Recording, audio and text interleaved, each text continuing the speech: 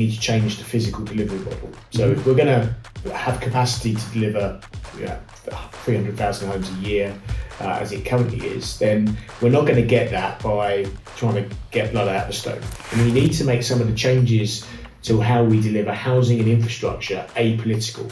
If you do have this baked in demand, how is the construction industry going to react to that demand to be able to deliver? It's not just 300,000 homes that we need in this country, it's 300,000 more affordable homes in the right locations where people want to live.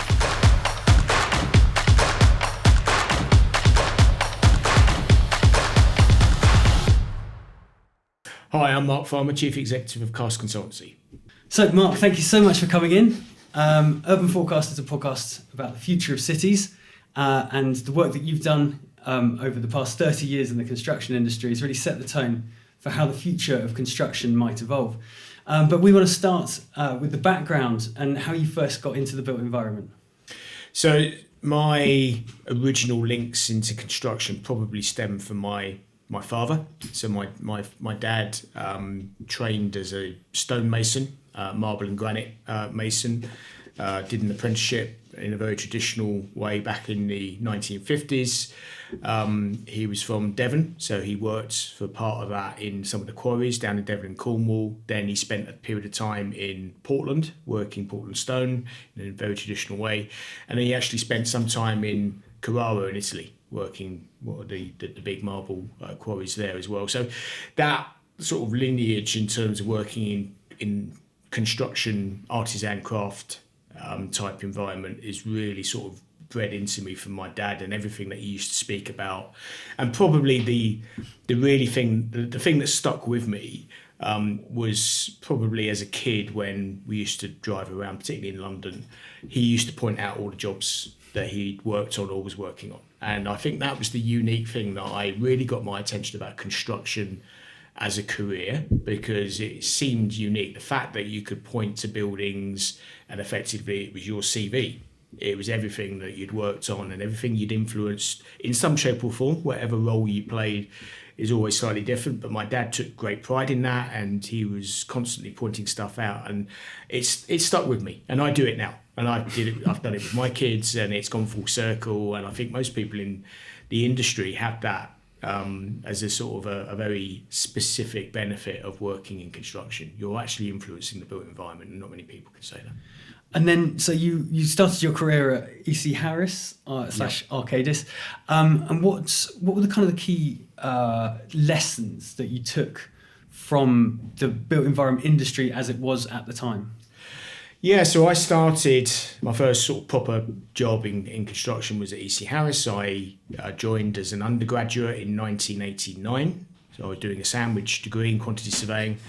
And so I did a year of experience at EC Harris, working primarily, actually in quite a lot of different areas and ranging from civil engineering. So at that, this is showing my age now, I was working on the Channel Tunnel, as was, but and the Folkestone Terminal element of that project, some commercial work, but also some retail work. So I ended up doing quite a lot of work with the John Lewis Partnership and particularly Waitrose supermarkets and the like. But I think what it's really sort of instilled in me as soon as I was starting to build a career in the industry was the fact you had this great sort of mix of being able to work in an office and work on the theory of making things happen and the processes around that, but actually get out on site and see stuff, crystallizing in front of you. And I think, ultimately that's a really rewarding experience. What was also very clear though was that the industry had issues. So back then, there was in the late 1980s, we were probably 20, 30 years into a process of losing the vertical integration that many main contractors had in the post-war period. When they employed people, they were directly employing tradespeople. That was gradually moving to more of a management model. So by the late 1980s, subcontracting had become the norm. That was influencing a whole evolution of contract forms. So most of my jobs back then were on what was JCT 80. For those of you that remember that, that's how long ago. And actually there was some JCT 63 contracts, if I remember rightly as well, which is even more horrific in terms of showing my age. But subcontracting was a key element of it. What was interesting is back in the late 1980s, the clients desire to be close to the supply chain was more than what I think it is now. So there was the whole, again, for those of you who remember, there was a nomination process, sort of version of naming, I suppose, under the current contracts. But nomination was the ability for clients to have direct links to subcontractors. And I think what happened in the early 1990s is I saw a move to more design and build, contracting, less links between the supply chain and clients, and actually the whole design process changing on the back of that. So, it was clear to me that the industry was changing, not all of it good, but actually in response to other constraints, particularly funding and the desire for lump sum responsibility. But that was part of what's been a very long journey, and it's continued to evolve since. So you then set up CAST, taking, which of those lessons kind of instilled the early values when you set up CAST? So having spent so long at EC Harris, and it was a fantastic chunk of my career, 25 years plus in one business, it's a sort of experience that you don't often get the chance to have. So, being there, man and boy, from undergraduate to graduate, qualifying as a chartered surveyor there, having the opportunity to work in different sectors, having the opportunity to work internationally, working all over the world, eventually ending up as an equity partner of the business. That was a huge experience. So I was very lucky to have exposure to all sorts of different aspects of the business environment in terms of the ability to run business units, to be responsible for P&L, to be responsible for business development, to be responsible for people as well. And I think, when I established CAST in 2016, I think one of the key elements was understanding, what's relevant for a startup. So being in a big multinational consultancy and then taking the lessons learned that are relevant for a small startup is not just necessarily doing everything that you did in the previous life. So I was very much trying to make sure that we had a team that was driven and motivated by success, that actually, we had a set of values that sort of played to what I saw work at EC Harris. So our values at CAST are respect, share and learn. So they're quite clear. They're on our website. They're drilled into everyone that works in the business, and respect, share and learn speaks for itself. It's actually, having respect for each other, having respect for our clients also respecting us. And that's a really important element of our ethos. We expect our clients to respect their advisors as much as the other way around. And that's obviously earned. And I think, we like to think that we're able to do that through the service we provide. Sharing is about collaboration. Our industry is not always very good at that. So, we really do drive that ethos around trying to, get everyone to knowledge share, to understand experiences. And learning is really playing to the fact that in our industry, and it's particularly relevant at the moment, as my kids have always told me, every day is a school day. And nothing ever stands still. To ensure you're current in this industry, you have to be learning every day. And that's really, again, part of that ethos we have at CAST. Welcome, Mark. Good to meet you. Good to see you. You're quite well known for a publication, Modernise or Die, that came out a few years ago. Could you tell us a bit more about that and where that fitted in with the journey with CAST? Yeah, so 2016 was a busy year. So I was setting up a new business with CAST, and just coincidentally being in the right place at the right time, or the wrong place at the wrong time, perhaps, depending how you view it. I'd met the housing minister at that time, Brandon Lewis, and we were talking about some of the challenges in house building, hitting what was then the government target. I think it was 250,000 homes a year at that point, particularly around building capacity, construction skills and labour, and just industry capacity. So he sort of suggested, slightly off the cuff, come and see me when we're back in London, because we were actually in the US when I met him on a study tour. And we'll talk about doing some kind of formal report, maybe, for the government, and we can sort of take the lessons from that and act on it. And the thing snowballed, and before I knew it, I was writing a formal government review. A fantastic privilege to be in that position, to be asked to do that, obviously. And alongside setting up a new business, there was so lots of places to spin. But it was good. Clearly, being involved in something like that and setting up a new business, there's a marriage value around brand and profile, etc. So the essence of that report was very much taking on board everything I'd been feeling and seeing as a practicing consultant in the industry for the 20, 30 years beforehand. And particularly in the residential sector where have been working now for 15, 20 years, pretty much exclusively, and understanding that the industry had growing structural issues around its ability to deliver quantity and quality consistently, and certainly scaling that up I saw as being a big challenge. And so the focus of my review is really understanding that labour model. So the formal title of the review was Understanding the Construction Labour Model, and it was really looking at the issue that we have in the industry around labour intensity. So everything we do is so labour intensive. We're not able to harness high productivity working. We don't do what other sectors do, particularly around manufacturing sectors, where we do something and we learn from it and we improve it and then we repeat it. We're constantly in a world of bespoking what we do, whether it's design or procurement. The supply chains we put in place are all unique. So it really struck me, and in writing that review, it brought it home to me how unique the industry is. And despite the fantastic positive impression it leaves on our economy and in our sort of built environment, it's a really difficult industry. It's a really troubled industry in some respects around the model that it employs, and in many ways that model is not accidental. It's come about very deliberately. I referred earlier to my experiences back in the late 1980s when we saw subcontracting. The initial effects of that, subcontracting hasn't happened by accident. It's happened from an industry that is responding to the fact that we have cyclical workload, we have a boom and bust economy that affects construction disproportionately. So no one wants to hold risk, no one wants to hold payroll, no one wants to employ, no one wants to have overheads.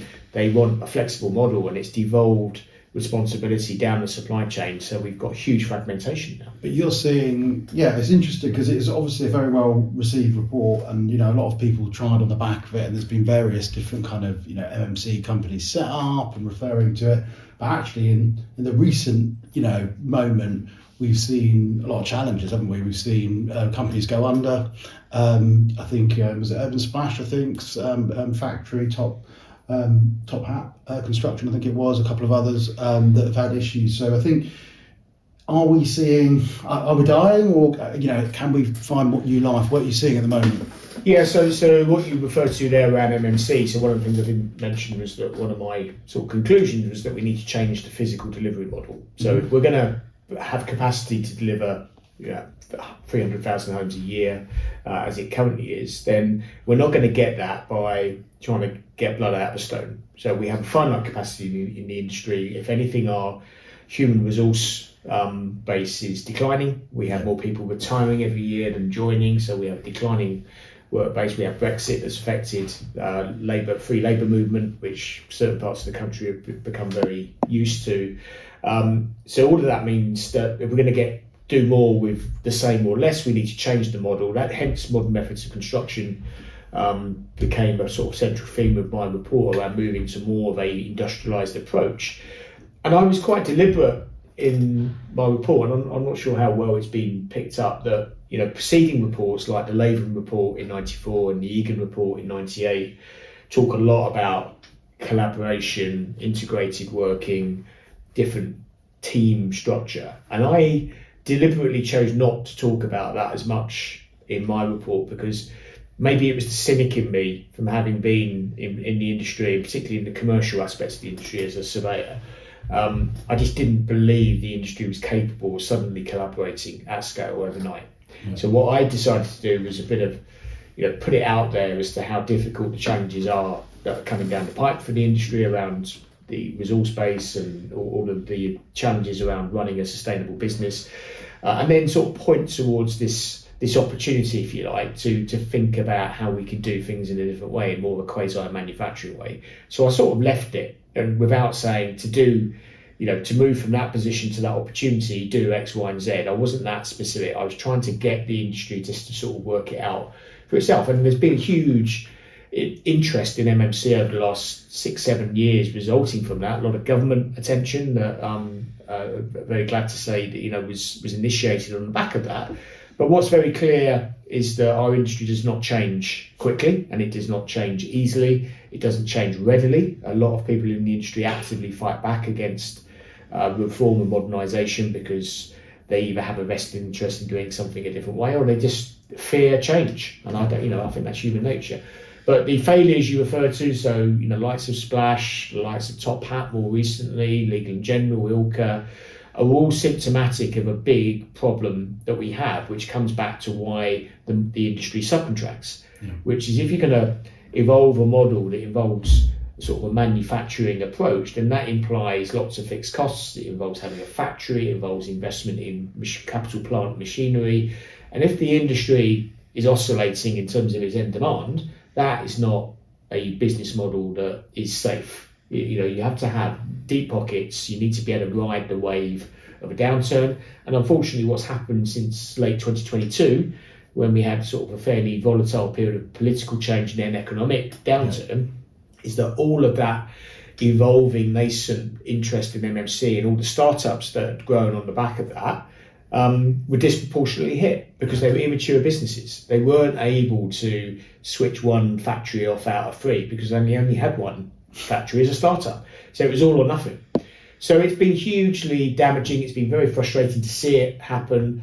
I'm slightly disappointed in the government's lack of strategy to supporting an industry counter-cyclically. One of the things I said in Modernise or Die was, we should definitely be looking at a more programmatic, resilient demand model that underpins investment in change, and that hasn't really happened. So it's been a really painful period. Because it's very interesting because, we're at an inflection point at the moment. We've got a government talking about doubling the amount of homes we build, but we've got the Building Safety Act coming out, making that harder, but hopefully safer.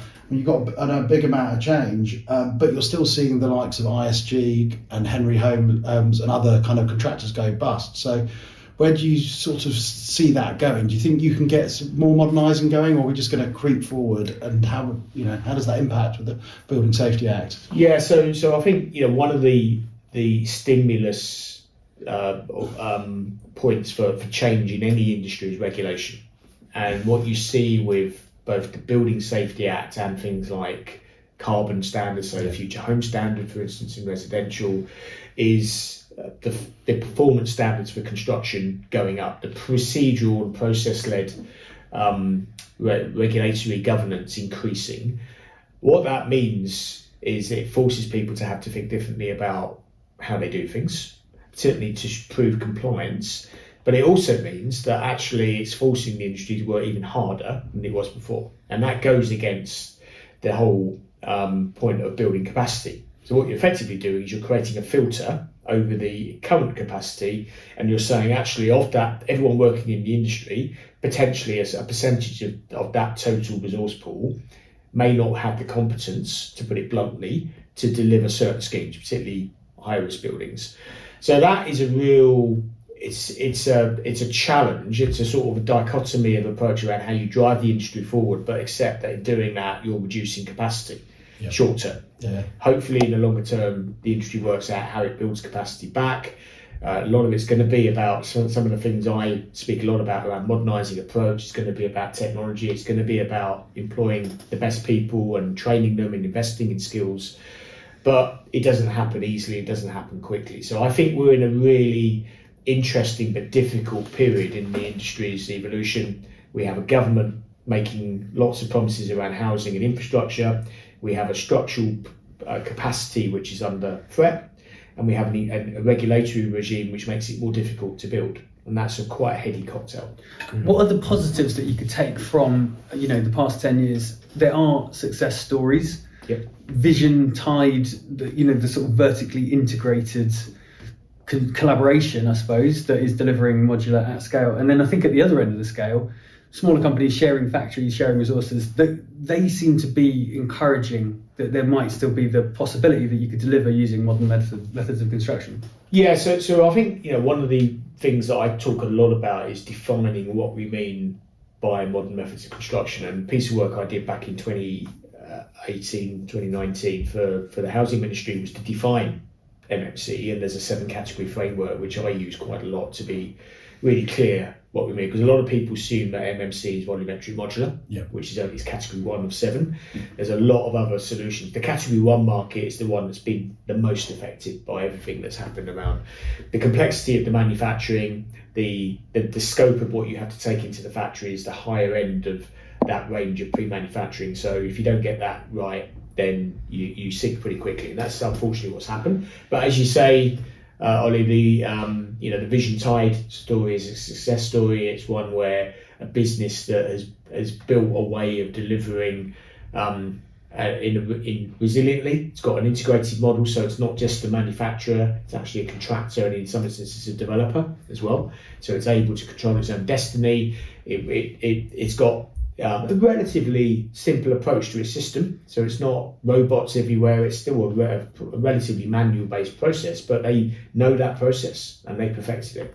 And it's something that in a particular part of the market, particularly higher-rise buildings, the time benefit of building using that system for any developer that is interested in creating income yield, particularly build to rent or student accommodation, is huge.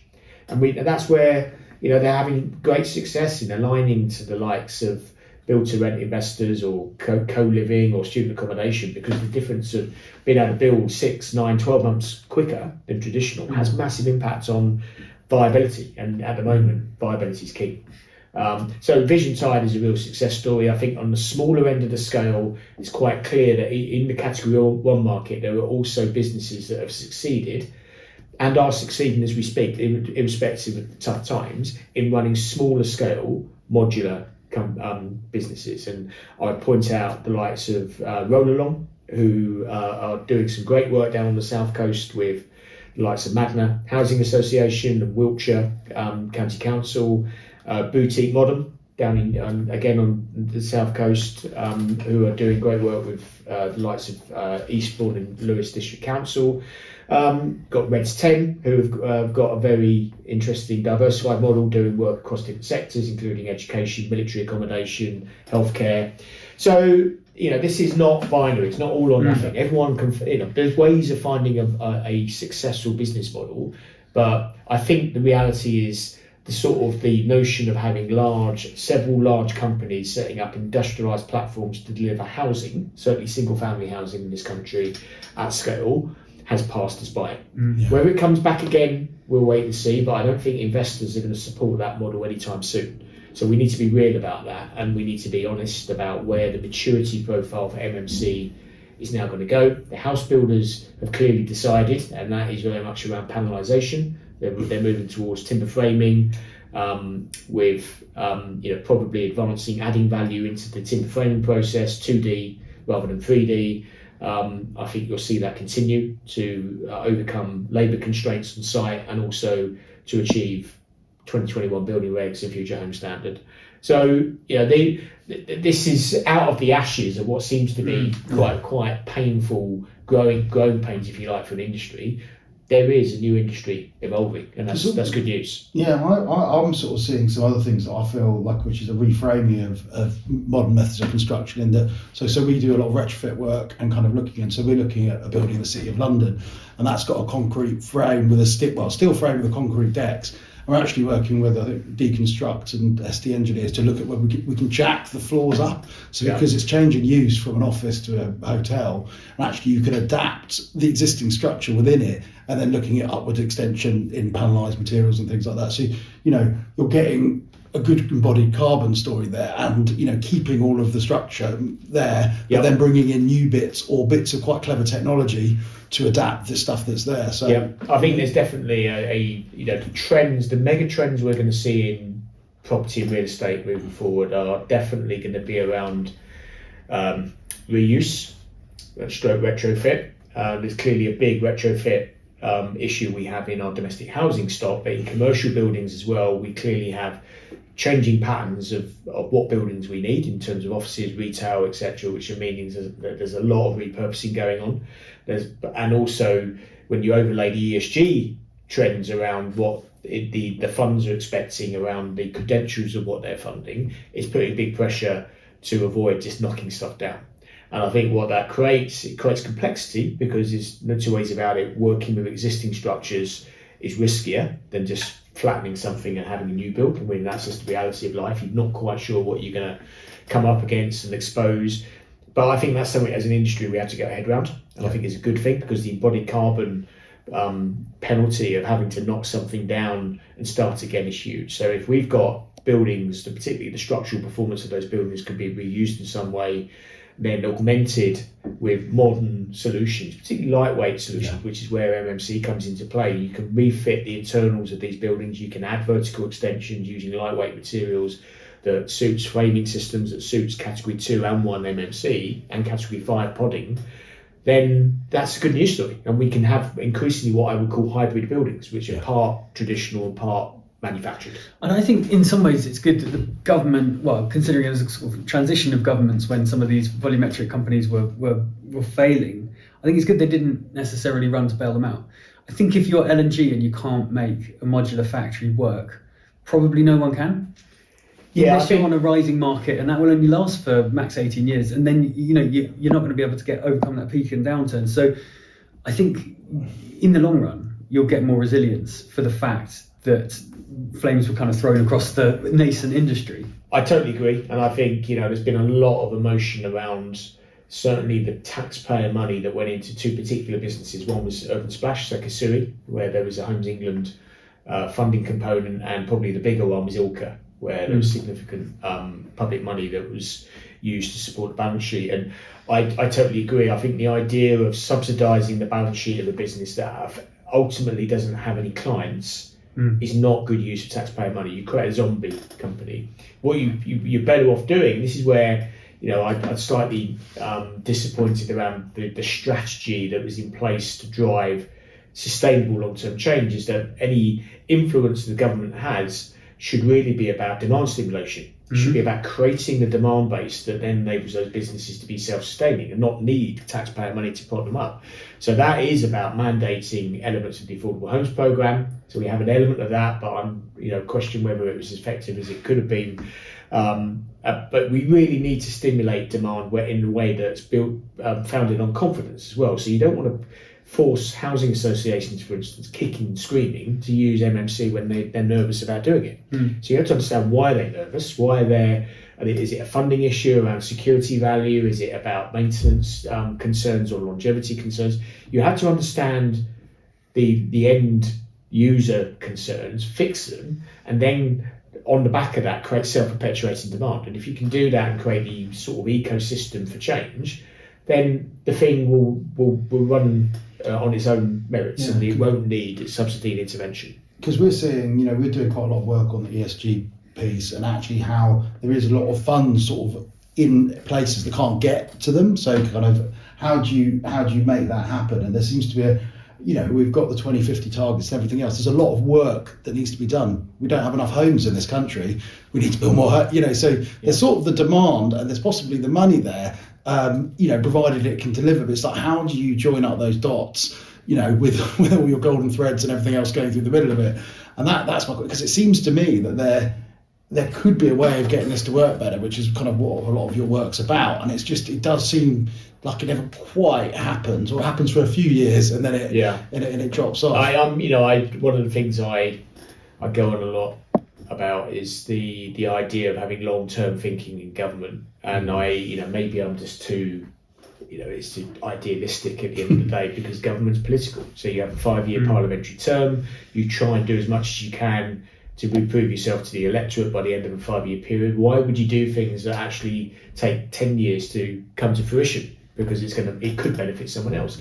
So I sort of get this problem we have around long-term planning, but the reality is we need to address it, and we need to make some of the changes to how we deliver housing and infrastructure apolitical. They need to be things that aren't political footballs, that one government changes what previous government has done. We need to have cross-party consensus that actually this is a direction of travel around additional homes, affordable homes, better infrastructure, that actually everyone signs up to, so that from an industry perspective we can start planning for the workloads that are projected in front of us that don't get subject to cutbacks. So one of the most damaging things in the last 2 or 3 years, some of it linked to COVID, admittedly, is the fact that the austerity we've seen post-pandemic has affected public spending. So there's been lots of plans around building more schools, more hospitals, more prisons that have all been cut back. And that alongside housing market decline means you've got a perfect storm of public sector spending decline and private market decline. Construction is disproportionately affected. And we're not going to deliver economic growth unless our construction industry is fit for purpose, which means more demand management. If I'm brutally honest, we need to think about counter-cyclical safety nets, if you like, so that if we do have an economic downturn, public spending goes up. And we're using the industry and we're modernising on the back of that, as opposed to letting the industry be hollowed out, which unfortunately I feel has happened in the last couple of years. Okay, so we've got the budget tomorrow, and assuming, which is probably not true, there's going to be lots of stimulus for house building because there's already ambitious targets, which we're not going to hit unless there is more demand. So you have kind of the right ingredients. You have theoretical demand, you have a government that supports housing delivery, but your construction industry is still the same as it was yesterday. The average age of a builder is over 50. You haven't had the penetration of these modern methods that are going to make it easier. But you have got, so if you do have this baked in demand, how is the construction industry going to react to that demand to be able to deliver? Yeah, so I think there's a few steps along the line here that bring this to life as a joined up strategy. So as you just said, the industry as it stands at the moment doesn't feel as though it's going to be capable of delivering to the political wish of 300,000 homes a year. If you think about where we peaked in recent couple of years, we were about 230,000 homes, and the industry was probably over trading. So we were probably building more homes than the industry was set up to deliver, and that shows itself in poor quality home building, problems on jobs, etc., etc. So any hope of getting to 300,000 homes a year will require modernisation. It's not all about MMC. Some of it is about getting more out of our existing workforce. It's more about skills and training. It's about competence, which is going to increasingly be a feature of the workforce, and effectively accrediting the workforce so that and I think there's a correlation between competence and productivity. Yeah. The more competent your workforce, the more likely it is they're going to be productive. And there's probably disproportionate impact on having more competent designers, surveyors, project managers, clients who actually are setting jobs up in the first place, because the decisions made early are the ones that actually people on site have to live with. So I think there's a big focus on professional services in our world of consultancy, architecture, surveying, project management. We have to be delivering the goods. Coming back to your question now about what does this mean for the government? So I'm hoping tomorrow is going to be good news for construction. I'm hoping everyone's talking about a fiscal rules redefinition that means that there could be more money for infrastructure spending as seen as an investment, which has got to be the right way to go. I'm slightly nervous that we're going to end up with a disconnect between the desire for 300,000 homes and how we're going to get there. Mm-hmm. So there's talk of additional funding for social housing, but to get truly social rent affordable housing, that's quite deeply subsidised, so that doesn't go far. So you can spend a lot of money very quickly on not many homes to get full social rent provision. So what I'm hoping for is that we're going to see some innovation around how the private sector, and particularly institutional capital, starts to work with government and public sector money to create scalability in that housing demand profile, because it's not just 300,000 homes that we need in this country. It's 300,000 more affordable homes in the right locations where people want to live. And that's a difficult challenge. We've seen some moves towards deregulating planning, which is good news. I think we're also going to have to see some kind of approach to how we resolve viability challenges. One of the big problems we have in the industry at the moment is that you might have a planning consent, the government might make it easier to get a planning consent, but if a scheme's not viable, it isn't going to start on site. Yeah. So we need to think about what needs to move to make schemes viable. And again, that's a financial challenge, because if you look back in previous financial cycles, economic cycles, we've had things like Kickstart, we've had Help to Buy as an incentive. I'm not suggesting that's the right solution at all, but we need to have some innovation, not just in construction, but actually in policy terms, that's going to enable us to realise the demand that's put in front of us. Yeah. No, it's really interesting. And I think, do you see, like, we've obviously mentioned Modernise or Die and sort of forms of delivery. We talk about Building Safety Act, you talk about competence there. Do you think there's going to be a shift in the way to deliver this quantity of homes or deliver things in? Some people are saying D&B is dead. Some people are saying we've got to go more D&B with the different gateways. Do you think there's a better way we can do this? Yeah, it's a good question. It's a really good question. Obviously, the Building Safety Act and the Gateway 2 milestone has really brought this into focus. So a lot of people are assuming that Gateway 2 means that you have to have more of a client-led design rather than throwing it over the fence and having an innovation that happens after the event. You have to have all your design effectively resolved earlier, which has got to be a good thing, because actually so many of the problems in our industry stem from the fact design is back-ended, it's left too late, it's changed. So actually early fixity on design has got to be a good thing for sorting out some wider issues in the industry, but also there's the potential for it to influence procurement routes in a positive way as well. I think the move to design and build was over the last 30 odd years has been for good reason. Some of it has been for the right reasons around who's best placed to do design, particularly if it's specialist design in the supply chain, where people have got that skill set. When I first started back in the late 80s, as I was saying earlier, that used to be, the compromise used to be contractor design portion supplements, where you did what was still a client-led design, but you had elements that were supply chain led, and the whole thing has now moved to just throw it all over the fence to a design and build. My view on Building Safety Act is that it's not clear yet whether you can deliver a Gateway 2 sign off, because pretty much there's a backlog of a lot of them across the country at the moment. That's a whole different matter. Through a traditionally client-led procurement route, as well as you can through a design and build approach, where you fix the design and build through a PCSA, through a pre-construction services agreement, or you do it through a package-based construction management approach. There's obviously nothing spoken about procurement in the Building Safety Act itself. It's all sort of implied as to how you best get to the outcomes that they're asking for. I think we need to see some test cases of projects that have gone through Gateway 2 that are being procured in different ways to test what the regulator is expecting to see. It's going to be difficult to get subcontractor information in a way that isn't PCSA or packaged. Like in that first version that you said, a sort of traditional client design it in a silo away from the contractor team, and then doesn't sound like it work, does it? I don't think it would work, because who's going to design your sprinklers and your all this specialist stuff? You haven't got access to the supply chain unless you've got a contractor there. So no one's going to, because when we started our careers, I remember trying to go and get subcontractors to do bits of design without a contractor. They wouldn't do it. But what it does, it brings me back to that what I mentioned earlier about nominated subcontractors. So if I, how that nomination process was used in the 80s and 90s was, that's what nomination was meant to be resolving 30, 40 years ago. So you could bring, there was something called an NSC 2, which was a warranty, the design warranty,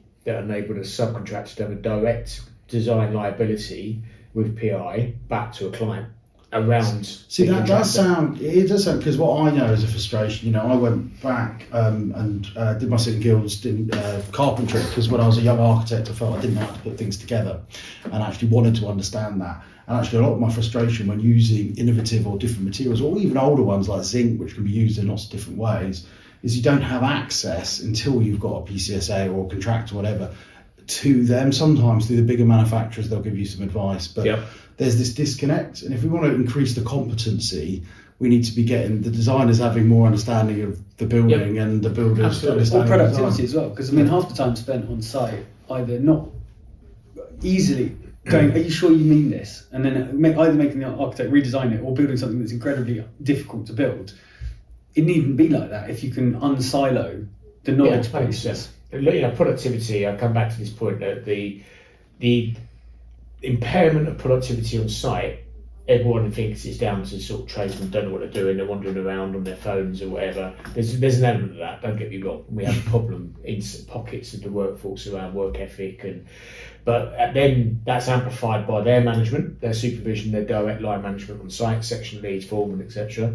But the biggest issue by far is what is it they're building? has it been designed with productivity in mind?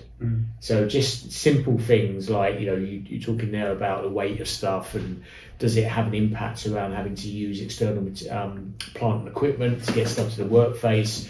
Is there a particular thing around access and being able to get to do something in a ergonomic fashion? There's real nuance in there that unless you understand how it's physically put together, you'll design something that is not necessarily optimized for productivity. And that's where our industry has to get out of the silos, and it has to be much more integrated around design. There's PMs and QSs in that mix, no two ways about it as well, because at the moment, and I talk as a QS here, so I can say this, there's far too much spreadsheet bashing. So there's too many people sitting behind Excel spreadsheets. There's a cost plan there. There's a main contractor's QS saying it's that. There's a difference between the two, and they're arguing over numbers on a spreadsheet without actually unpacking what it is we're trying to say, we're trying to do with a cost and a value, and how do you drive the waste out rather than just keep adding up the bills and trying to get 3% added to it. Which is my prediction is that the Building Safety Act is going to mean the rise of single contractor tendering with the PCSA. I can't see that you can get around it, and I think that main contractors are going to end up being the principal designers once it starts on site. Yeah, so as I say, I wouldn't necessarily disagree, but all I would say is we need to wait and see how the regulator views some of the first wave of stage 2 submissions that are in, because there's such a backlog now. There's not enough out there to get a sense of how have you managed to discharge the obligations of Gateway 2 under different workflows. So we had, this is a sign of the times, we had a Gateway 2 submission in for a later living scheme in Surrey, quite a big one, £100 million scheme, that was client-led design.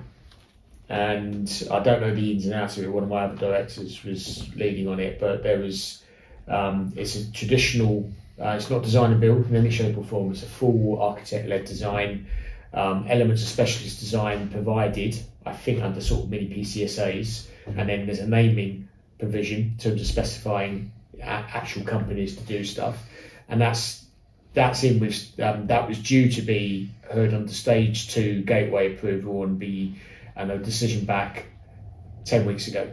Still hasn't been, nothing's come of it, and in the meantime that job stops. I think you could see either or both, actually. There's no reason why one size fits all, does it? It depends on the thing, where you could have a client-led design with more subcontractor input to get to the... But you can't have 3 months worth of programme being added to every HRB project in the country, because everyone's going to go bust, no one's going to build anything. Or you just build things up to 6 stories. Look, you can't go on like this. But the problem is, at the moment, no one's really arbitrating on whether that is the situation or not. There is a real risk that until it gets to a point where someone cries foul and says, hang on, we've got a major problem for the whole industry, that it just happens. But if it's not you saying that, who is going to say that? You probably are one of the people that has the, you have the name, you could So say. For me, I'm out there and I'm always trying to throw grenades where appropriate, but to be honest, it's the responsibility of something like the Construction Leadership Council. Yeah. CLC, in my mind, has to take on this issue about how the Building Safety Act is being navigated in practice And interpreted in practical terms. And if there's something that is becoming a roadblock for the industry at large, CLC needs to be flagging it to the government, but ultimately to the regulator. Yeah, but the CLC were quite involved in forming the Building Safety Act, weren't they? Yeah, they were. The consultation process for the Building Safety Act has been huge. There's been a whole load of work going on parallel to the Building Safety Act around competence. Yeah. So all the competence steering group work that's been done over the last 2 or 3 years to create competency frameworks for different parts of the industry. And CLC and CIC, from a consultancy perspective, have been part of that. Yeah. I want to ask you a slightly different question. One of the main things that Modernise or Die created was your sort of profile. How has that changed your career, having that kind of renown? Has it changed the type of work that comes to you? Has it changed your experience of being an entrepreneur and running a business? Yeah, so it's been a huge personal change. So, I was known in the industry when I was in my previous career at EC Harris Arcadis, but nowhere near what I am now on the back of that report. So it's a real honour and a privilege to be in that position. I don't take that lightly in terms of the responsibility it also brings around trying to use that profile for good effect to push the industry on, which is what I've tried to campaign for. From a business perspective, it means that different types of opportunities come into cast, and probably the most obvious example of that is that we work on stuff beyond the UK. So as a relatively small business, which we're less than 100 people, we've worked on stuff and are working on stuff as far afield as New Zealand, Australia, going to Canada in 2 weeks' time to work with their government there on a strategic piece of work, across mainland Europe, Asia, Middle East. So that only comes from the fact that our brand and profile linked to the work I've done on Modernise or Die has gone beyond the shores of the UK. And I'm hugely thankful for that, because it's led me to travel the world to places I hadn't even, before EC House Arcades, hadn't been to, meet loads of people, including governmental officials. A lot of government policy related work's come out of that. And as I say, it's a huge privilege. It's something that I'm really thankful for. Sorry. What I was going to ask you, just to sort of come to wrapping up, then, with you doing work kind of globally and starting to have a look at that, what future predictions or exciting things do you see happening elsewhere? Where do you see the trends going? Is there anything that's getting you excited other parts of the world? So I think what's really interesting is that everyone asks me the question, where are people getting this right in the world? Where have people modernised their construction industry, have overcome all the problems that we've seen here in the UK, for instance, in the last couple of years? Where should we be looking to sort of, that's best practice? And, have been asked that by ministers, by government officials, by, commentators, or left, right and centre. The reality is I don't think there is one single place that has nailed it. And there's elements of the construction or home building industry in certain countries that I would say have got part of the solution well honed. And the most obvious example is probably the Japanese single family housing market, where they have a huge skew towards digital manufacturing. So it's a mass produced model. It's very much utilising that Japanese automotive electronic company type ethos, and many of their biggest house builders build in factories, and Sekisui, Toyota, Daiwa. The flip side of that, though, is that you only live in your house for 30 years and then you chuck it away and get a new one. So the carbon, it's not, you're not building longevity. That's the problem product around the fact that model is not transferable as they manufacture homes in Japan, because firstly their planning system is completely different. So they have a patchwork quilt of someone owns a plot, you build a home, 30 years later you demolish it and you do it. It's a depreciating asset. It's a bit like buying a car in Japan. That model does not apply here, where a home is an appreciating asset and people see their wealth in that home. So that means the standard of construction has to be different. That's not to say Japanese manufactured homes are shoddy, because they're not. They are pretty resilient, they're seismic engineered and they're very high quality, but there's a different approach to it. So the Japanese single family market has got a really interesting engineered and manufactured model, but it's not transferable. Lots of people talk about Sweden. So Sweden's model around manufactured housing has mostly been driven by their local timber supply. So it's all about timber framing and timber manufacturing in Sweden, and about their climate, the fact that they need to build quickly to get to weather tight, because the climate is really adverse. Sweden has just been through a really, really tough period that's affected their off-site industry nearly as much as ours. So don't think that everyone else is immune to the problems we've had in our economic downturn. Sweden's been really badly hit. So I think we should reflect and think, UK, okay, we've really tried hard here. We've taken some knocks. Are we abnormal in the sense that we've done something wrong? I don't think that's the case. I think everyone's on this journey. In Australia, they're behind us, but they're really trying hard at the moment. There's a lot of this Australian states independently trying to understand how they embrace MMC, particularly for housing. But they were all going to have to go through some of the issues that we've gone through in the UK, Canada and North America, and it's the same. Real challenges to getting it right. But what is common across all of these countries is there's a desire to do it, and that is the common thing. That they've all got the same problems with labour supply. They have a problem with an ageing workforce, dwindling capacity. They have regulatory pressures on decarbonising, doing things better, more productive. So the sort of drivers for change are constant. The issue is that there's probably no single sort of templated solution that you can pick up and just roll out internationally. Everyone's got to find their own way on this. Thank you. And so one last thing, what do you think the prediction for the UK, are you going to be writing an update to the Modernise or Die?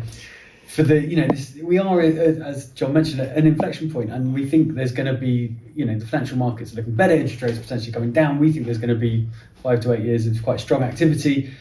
This is the moment to modernise again. Are you going to rewrite the report? It's not on my to-do list. I get asked it a lot, probably for good reason, in terms of doing a sort of a health check or an update on where we've got to and the progress made.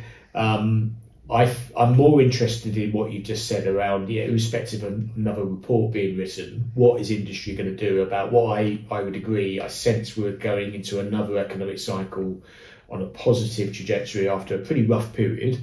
I think with the political change we've got, providing the budget tomorrow is quite an important milestone in this, and hopefully by the time people listen to this, it's been well received, and we've got the foundations for growth set for construction in particular. I'm more interested in just observing how industry uses that as a platform for getting back in the saddle to modernise how we do things, because if we don't, we're going to have all the problems that we've experienced today. Amazing. Thank you very much for coming in, Mark. It was a real pleasure. Thank you. Cheers. If you enjoyed this conversation and want another great podcast about real estate, investment management and development, then check out the People Property Place podcast, where Matthew Watts, founder of Rockbourne, speaks to the movers, shakers, innovators and leaders in the real estate industry.